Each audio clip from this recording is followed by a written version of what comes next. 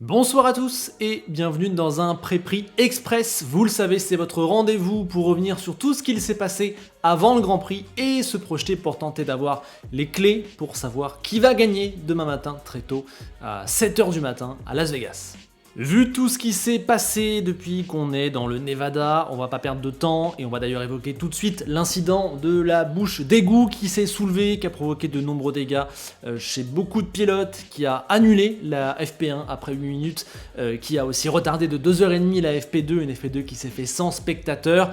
Ouais, ça commence bien pour le Grand Prix que la F1 nous vend et nous survend depuis des mois. Alors, faut-il y voir une sorte d'aboutissement du fait que maintenant la F1 préfère le show aux sportifs? Alors évidemment, la critique elle est facile, elle est tentante, du coup je vais dire doucement, je pense qu'on peut dissocier les deux. On peut très bien faire un show et une course, c'est pas les mêmes équipes qui s'occupent de la com et de l'inspection de la piste, et c'est pas parce qu'on a fait une parade des pilotes le jeudi qu'on a mal fixé cette bouche d'égout, vous voyez ce que je veux dire? Voilà, puis c'est déjà arrivé aussi ailleurs, en Malaisie, à Bakou. Bref, on peut pas vraiment faire de lien direct entre Las Vegas, sa fiesta et la bouche d'égout. Vous voyez, c'est juste que c'est un des dangers, un des risques des circuits en ville. Alors par contre, ça reste complètement inacceptable. C'est la base d'un tracé urbain, c'est super dangereux. Là, vraiment à quelques centimètres près, il y avait des dégâts physiques sur un pilote. En l'occurrence Carlos Sainz et peut-être d'autres. Ça aurait pu vraiment encore plus mal se passer, c'est super dangereux. Et puis, je vous l'accorde, c'est quand même un incroyable symbole, un beau pied de nez à cette Formule 1 qui de plus en plus a tendance à négliger les règles importantes, élémentaires du sport pour aller bénéficier, aller privilégier l'argent, le show. Voilà, ce Grand Prix on nous le survend, je l'ai dit, depuis des mois, et au bout de 8 minutes, il y a une bouche d'égout qui cède et qui casse une voiture devant la fontaine du Bellagio. Voilà, franchement, le symbole, il est incroyable, et forcément qu'on va hurler, qu'il va y avoir des critiques, c'est une évidence. Cela vient aussi sanctionner les travaux tardifs et express, alors bravo aux ouvriers qui ont bossé dans des conditions terribles, mais là, moi j'en veux à la F1. On doit avoir des conditions bien plus sérieuses, bien plus strictes pour la construction d'un circuit de Formule 1. Je pense qu'on galvaude trop le fameux grade 1 des circuits, et qu'un jour on le paiera par un accident grave, voilà, clairement. Du coup, contrairement à ce qu'a dit un Toto Wolff que j'ai trouvé bien trop businessman et un peu déconnecté, on est effectivement sur un énorme raté. Ne faire que 8 minutes de FP1, retarder la FP2 de 2h30, la finir à 4h du matin, sans spectateurs. Évidemment, c'est un raté total pour ce fameux Grand Prix phare de Las Vegas dont on nous parle tant. Il y avait des petites vibes d'Indianapolis 2005 dans l'air vendredi soir, sauf que là en plus c'est complètement la faute de l'organisateur. Le plus gros scandale, c'est d'avoir fait la FP2 sans les spectateurs, de les avoir virés alors qu'ils avaient vu que 8 minutes de roulage dans la journée, qu'ils avaient attendu des heures dans le froid. J'ai un pote qui est sur place, j'ai de grosses pensées pour lui, je n'imagine pas à quel point ça devait être une journée horrible, se faire virer des tribunes par la police à quelques instants de la FP2. Voilà, on ne pouvait pas prolonger, faire des heures sup aux salariés qui bossent pour le circuit. Fallait aussi, je pense, rendre les rues de Las Vegas et enlever la privatisation à une certaine heure, donc on s'est dit on vire les gens, ce sera plus simple pour rendre le circuit après la FP2. Toujours est-il que ça c'est la vraie honte. Je crois que ça n'en prend pas le chemin, mais ces gens-là devraient non seulement être remboursés, c'est juste le strict minimum, mais aussi récompensés. C'est-à-dire qu'on devrait leur rendre ce qu'ils ont payé et leur faire des cadeaux. Voilà. Mais je pense que malheureusement, ça ne se passera pas comme ça. En plus, les fans du vendredi, c'est pas ceux qui sont en VIP le dimanche invités. Donc voilà, il y a un vrai symbole là aussi là-dedans. Une histoire qui fait mal, alors je pense qu'il faut dédramatiser un peu et ne pas tout mettre sur Vegas, ça aurait pu arriver ailleurs, voilà, c'est pas parce qu'il y a la fête autour que c'est arrivé, et on peut aussi dire que c'est arrivé ailleurs, mais ça reste une faute très très grave et c'est pas vraiment la seule tâche de cette affaire, puisque la pénalité de 10 places qu'a dû prendre Carlos Sainz, parce que Ferrari en réparant sa voiture a dû taper au-delà de certains quotas de pièces de rechange, bah ça aussi ça a fait un énorme scandale, tout le monde a hurlé par rapport à ça. Oui, sur le papier c'est dégueulasse, Carlos n'y est absolument pour rien, c'est même totalement la faute de l'organisateur, il perd déjà assez gros comme ça, et il n'a pas de chance que ça arrive en fin de saison, là où les quotas sont déjà à la limite. C'est injuste, c'est même peut-être choquant, c'est un système qui marche à l'envers dans un certain sens quand on le prend comme ça, mais pour moi, je vais un peu à l'encontre dans le sens où oui, je trouve ça choquant, mais c'est la seule décision possible, donc c'est la bonne. Le règlement fait qu'en F1, c'est toujours l'équipe qui a des dégâts qui paye. Peu importe comment ils sont arrivés, ces dégâts. Si demain Bottas fonce volontairement dans Norris et détruit la McLaren, c'est McLaren qui va trinquer pour réparer les dégâts. Peu importe ce qui se passe. Bottas, il va prendre cher en pénalité, mais les dégâts à réparer financièrement, c'est 100% McLaren. Et c'est à mon sens normal, logique et sain, puisque si on commence à devoir dire qui est fautif pour qui doit payer, c'est un sujet tellement important, tellement grave qu'on va avoir H24 des procès. Et donc, si on commence pour une fois à dire, bon là pour le coup, clairement c'est pas la faute de l'équipe, on vous paye les réparations, on met le doigt dans un engrenage de subjectivité. Perso, je suis donc plutôt d'avis de respecter toujours ce règlement, quoi qu'il arrive, même en un cas aussi évident que là, parce que dans 99% des autres cas, avoir ouvert cette boîte de Pandore nous posera des soucis insolubles.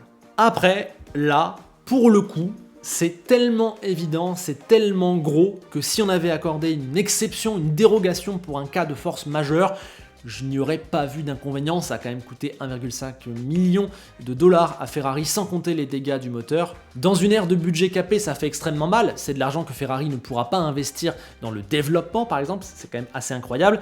Et se rajoute cette image des 10 places de pénalité qui est consécutive au quota dépassé, mais ça c'est indirect à Vegas. Si Vegas était le deuxième Grand Prix de la saison, Sainz n'aurait pas de pénalité sur la grille, mais il aurait entamé son quota. Bref, vous voyez ce que je veux dire.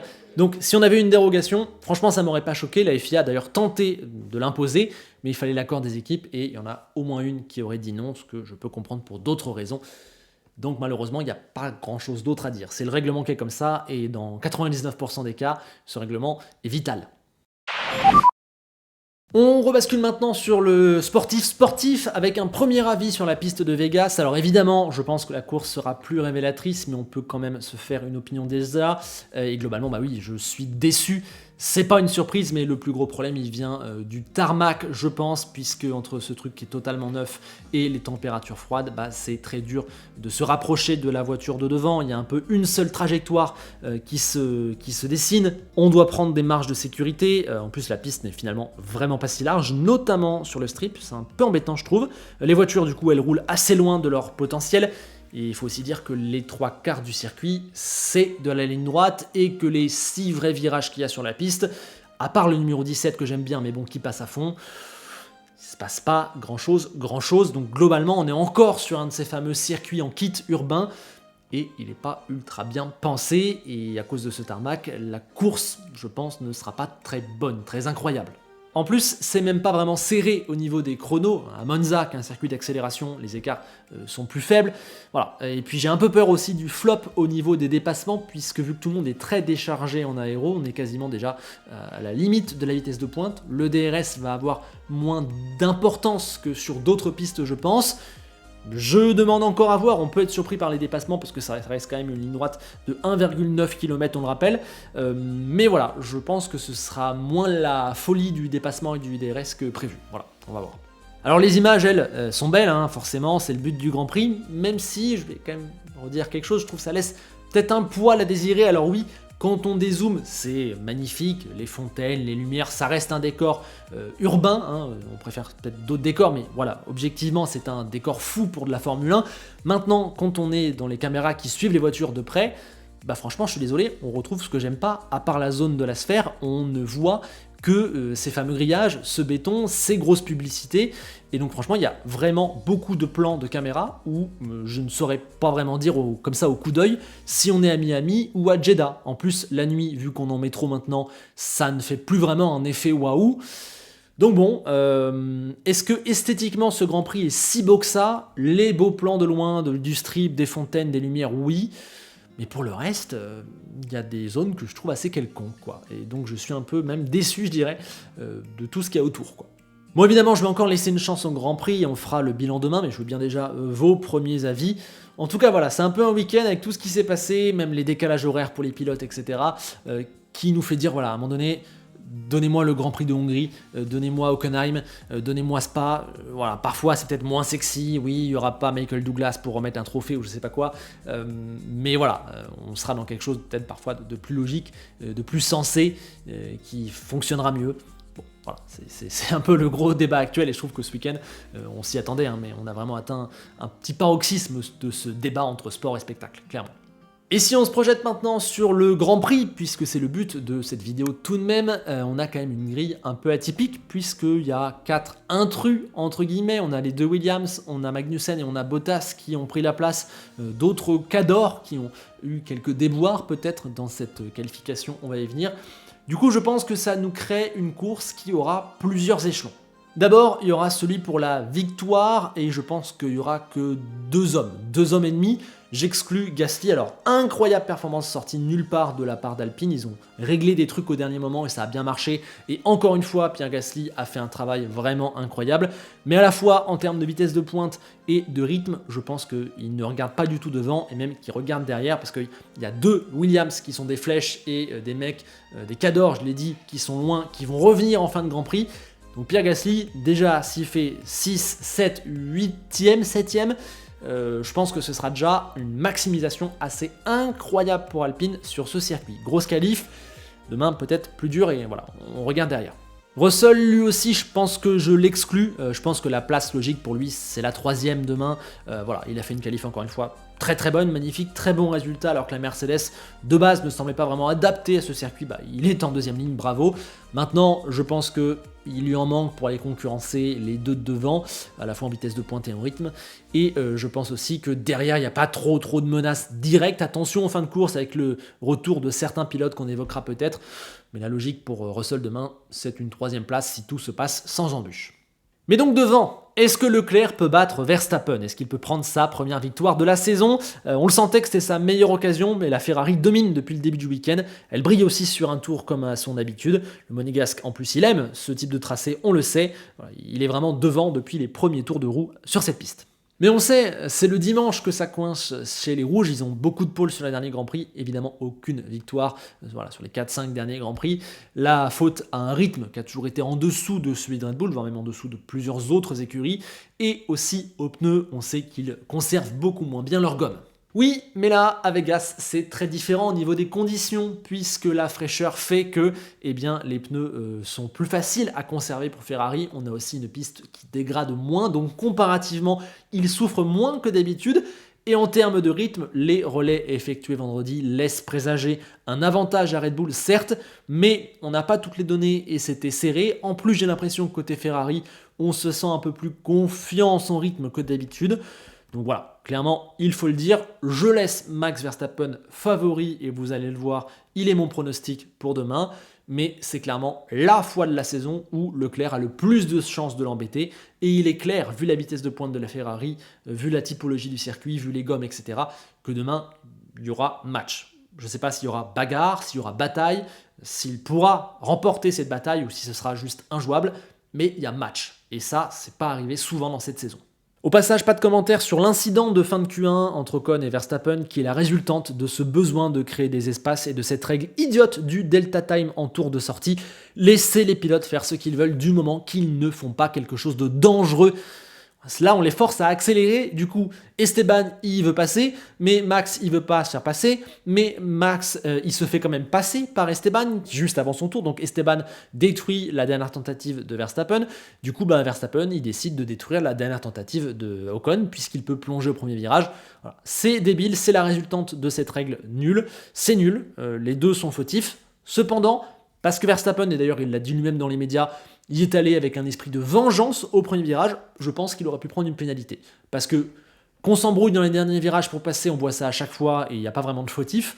Mais une fois que c'est fini pour toi, aller volontairement détruire le tour de l'autre et le dire dans les médias, bon, ouais, je pense que pour une fois, s'il avait pu la prendre, ça n'aurait pas été immérité. Bon, voilà, c'est pas non plus le scandale de l'année, je m'en fiche. Derrière, je suis déçu d'Aston Martin. J'ai peut-être un peu l'impression qu'Alonso s'est raté en Q3. Du coup, résultat, il part que 9e et c'est dommage parce que dans mon état d'esprit avant la qualif, je l'imaginais bien en 3-4e position, aller titiller peut-être Ferrari durant la course et en tout cas monter sur le podium. Là, il part de trop loin et en plus, il est un peu au milieu. Devant lui, il y a 4 flèches avec des voitures qui sont très peu chargées en aéro et qui vont très vite. Les 2 Williams, les 2 moteurs Ferrari de l'Alfa Romeo de Bottas et de la Haas de Magnussen. Et derrière, il y a tous les gros qui se sont fait piéger ou qui ont eu des déboires, puisque derrière, il y a Hamilton, Perez et Sainz. C'est tendu et clairement, ce groupe de 8 pilotes c'est, je pense, ce qui va de plus nous animer la course demain avec la bataille Leclerc-Verstappen. Voilà. En tout cas, sur le premier relais, le temps que ça se décante, que ça se départage et qu'il y ait des écarts qui se créent, cette bataille à 8 entre le départ, les premiers tours, l'aspiration, la ligne droite d'1,9 km, etc., les différences de rythme aussi, c'est peut-être le truc qui va le plus nous animer demain. J'ai bon espoir. En vrai, j'imagine quand même que Sargent, Magnussen et Bottas vont finir par se faire dépasser par tous les gros derrière eux. Quand même, je pense qu'Albon peut résister un peu mieux, peut-être pas totalement. Et chez les gros, je pense que Sainz c'est celui qui a le meilleur potentiel, mais Perez va aller très vite avec sa roquette Red Bull. Alonso, ça reste un mystère, cette Aston Martin sur ces derniers temps, elle marche bien, mais on ne sait jamais trop à quoi s'attendre. Par contre, Hamilton, c'est vrai que ça semble un peu dur vu que la Mercedes a de la traînée et qu'elle aura moins de vitesse de pointe. Donc à voir s'il peut tenir dans cette grosse bataille. Derrière, je ne vois personne pour s'en mêler, certainement pas les McLaren qui sont toutes les deux sorties en Q1. Un choc, mais finalement pas une si grosse surprise. C'est un circuit qui met en avant les qualités inverses de sa monoplace, hein, elle qui est très chargée en aéro. Pourtant, ils avaient fait des progrès récemment sur la ligne droite, la vitesse de pointe, mais là, ça marche moins bien. En fait, McLaren, c'est quasiment l'exact inverse de Williams, et je pense que si on prend la saison des uns et des autres, on obtient quasiment un miroir en termes de performance sur les circuits. Donc, même si je pense que la qualif a aggravé un peu leur vrai rythme et que ce sera mieux demain, je les vois pas remonter très haut parce que le wagon de devant, il va aller très très vite. Allez, au mieux, P9, P10 à la régulière dans le wagon qui va d'Albon à Bottas, quoi. Mais pas grand chose de plus, je pense. Pas mieux pour Ocon, qui a donc une voiture réglée moins bien que Gasly, parce qu'ils ont fait des choix chez Alpine, assuré de terminer 6ème, ils tentent des choses un peu pour l'an prochain, et ça n'a pas marché, moins bien marché en tout cas de ce côté du garage, c'est un week-end difficile, et comme j'ai dit pour Gasly, je pense que la course, ils vont un peu plus souffrir, parce qu'ils ont moins de possibilités sur les lignes droites qui composent 75% du circuit. Et puis après, pour ce qui est de Ricciardo, je trouve qu'AlphaTauri est quand même bien en difficulté ce week-end. C'est peut-être l'écurie qui a le plus de mal même à voir, mais bon voilà, j'y crois pas. Et des gars comme Lance Stroll ou Guan Yu Zhou partent trop loin, 19, 18e, etc. Donc non, je pense que plus personne ne peut jouer ça. Clairement, à la régulière, puisque c'est toujours ce de quoi je parle ici, les marqueurs de points se trouvent dans le top 12. Ah, au départ, je pense. Derniers éléments à vous donner, d'abord la chauffe des pneus par rapport aux températures. Bah visiblement ça va sur ce début de week-end, quelques blocages de roues mais pas incroyables. Attention quand même les premiers tours et surtout les pilotes qui partent devant, qui attendront plus longtemps sur la ligne des stands. Mais bon, ça va bien chauffer les pneus, je pense que c'est moins un gros facteur que ce qu'on l'imaginait. Et niveau stratégie, je m'attends à sûrement un arrêt avec des médiums au centre. Allez, médium soft, médium hard, ça je sais pas, mais un seul arrêt. Donc la stratégie ne sera pas vraiment prépondérante. Attention par contre, l'undercut ne sera pas très efficace vu les pneus froids et comment ça met du temps à chauffer sur cette piste. Par contre attention aussi, si vous tentez l'overcut, que vous arrêtez après, vous ressortez devant, mais vous avez un tour à faire avec des pneus en difficulté. Voilà, ça peut être peut-être le tournant de la course pour quelques positions. Allez donc voici mon prono, je vous l'ai dit, je vois Verstappen gagner devant Leclerc de peu, je pense, je l'espère en tout cas. Russell 3ème, Sainz remonté jusqu'à la 4ème position devant Perez et Alonso, Gasly qui a réussi à tenir tant bien que mal ici du coup en 7ème position, Hamilton, Albon et Bottas pour le dernier point. À la porte des points, Sargent sera devant les deux McLaren, Norris Piastri et Esteban Ocon. Évidemment, voilà, ce top 14, il ne sera absolument pas dans l'ordre demain à l'arrivée, c'est totalement impossible, notamment parce que je ne peux pas prévoir l'imprévisible, les accidents, les pannes mécaniques, les safety cars, ça on ne peut pas le savoir, on parle toujours qu'en théorique ici, et en plus ce théorique qui découle de ma lecture du week-end, des données, des éléments que j'ai personnellement. Donc il est forcément pas parfait puisque je ne suis pas Adrian Newey. Donc voilà, maintenant ce que j'attends c'est votre prono, votre analyse. Je sais que ce week-end de Vegas fait énormément réagir, donc je me devais de vous faire ce pré-prix, même s'il sort à une heure un petit peu tardive. Rendez-vous en commentaire et puis à bientôt demain, je l'espère, ou lundi midi au plus tard pour le déprix, pour tout débriefer, revenir sur tout ce qui se sera passé. Merci à tous, un petit like, un petit abonnement si vous voulez me soutenir. Et on se quitte avec Enzo Ferrari qui se tient prêt à entendre le deuxième Fratelli d'Italia de la saison 2023. Je pense que je vais encore devoir le ramasser à la petite cuillère demain. À bientôt et bon réveil.